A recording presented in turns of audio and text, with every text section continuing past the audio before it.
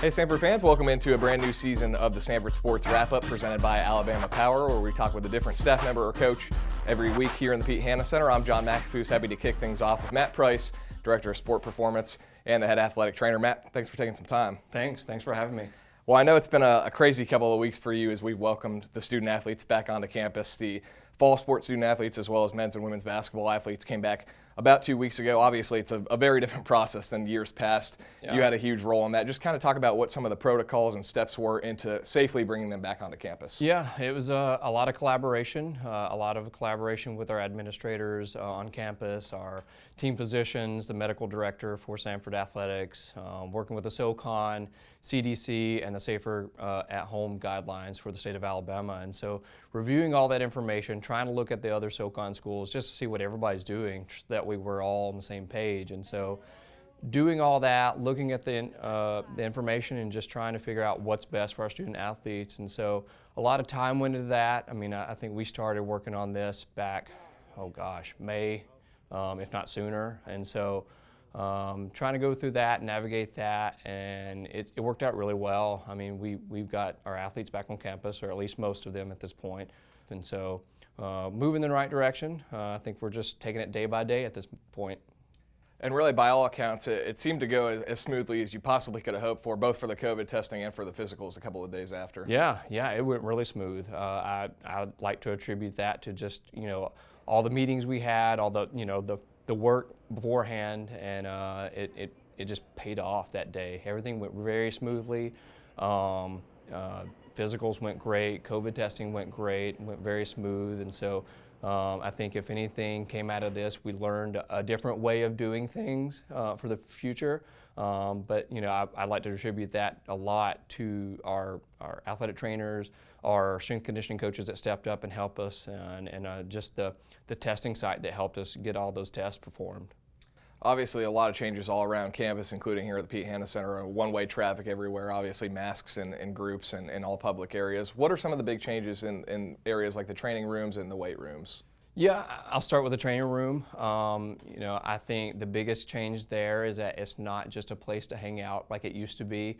We try to be inviting and have athletes come in and hang out with us and, just kind of hang out and talk with us and communicate and just kind of go over the day and how they're doing. And so that's been a big change because now it's appointment based only, and so we have the max number of athletes that can come in there right now, and so that's been the biggest change for us, and not in a negative way. I think they've really bought into it. It seems to work really well right now, and obviously we've only got half of our athletes right now, and so the biggest challenge will be when we get the rest of them there. But so far so good, and same thing in the weight room.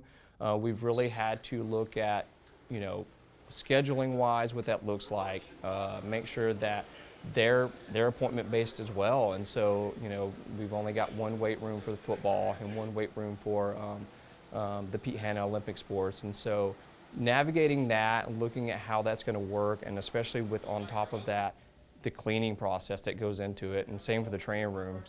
After an athlete comes in, there's a lot of cleaning that goes into it to make sure everything's sanitized and disinfected and cleaned. So a lot of the rehab, the high touch areas are sanitized daily, and and even after each appointment. And so I think our staff's done a great job of helping navigate that. Our athletes are doing a tremendous job of that right now, and so just hats off to everybody right now. I mean, trying to get this done and, trying to get athletes back on their feet right now and in athletics in general.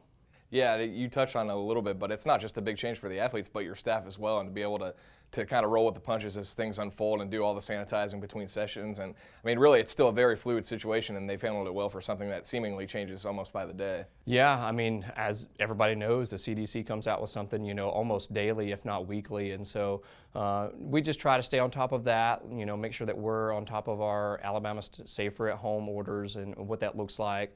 And then on top of that, make sure that we're up to date with the CDC guidelines as well. And so, we watch that, but our staff's done a tremendous job. I mean, they've stepped up because not only are they doing their jobs that they usually do, but on top of that, we're temperature checking, we're symptom checking every day. And so our athletic trainers have done a tremendous job of that. I mean, we use the program Teamworks, and that's been a tremendous help for us in terms of symptom checklists. And so it's been awesome. I mean, just everybody wants to see athletics kind of get back on the ground running, and so everybody's pulling their part. And I would even say the coaches are helping us with that as well. And so a big shout out to everybody making this happen. It's been awesome.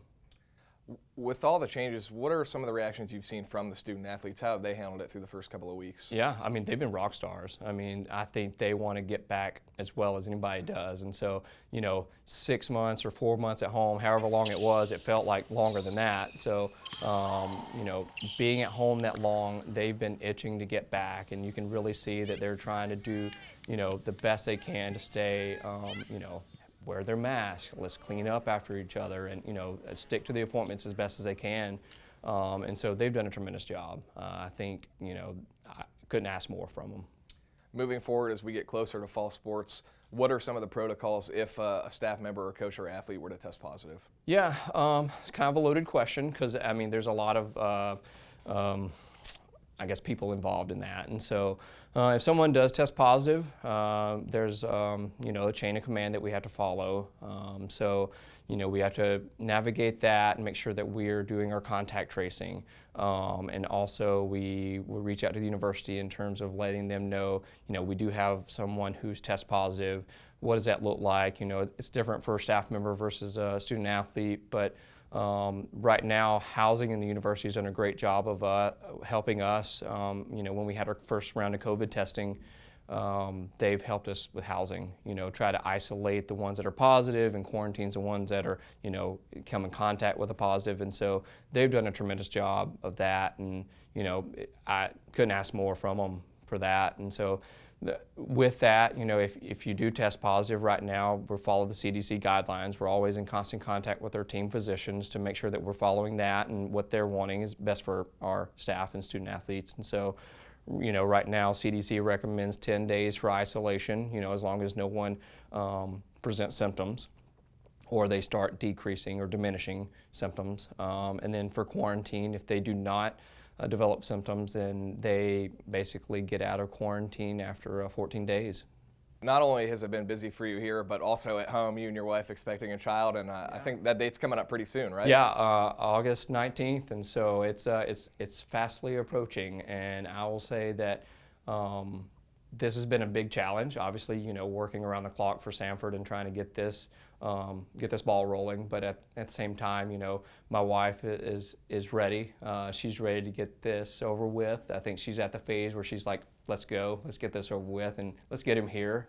But I'll say this, I mean, she's been a rock star because she's got the hard part. Let's be honest. She's got the hard part right now, and so I just try to be there, support her and try to get to the finish line. Well, Matt, I appreciate your time, and I know everyone appreciates everything you've been doing to help get the student athletes back on the campus. Yeah, thanks. That's Matt Price, Director of Sport Performance and Head Athletic Trainer. I'm John McAfoose. That'll do it for this edition of the Samford Sports Wrap-Up presented by Alabama Power. We'll be back again next week.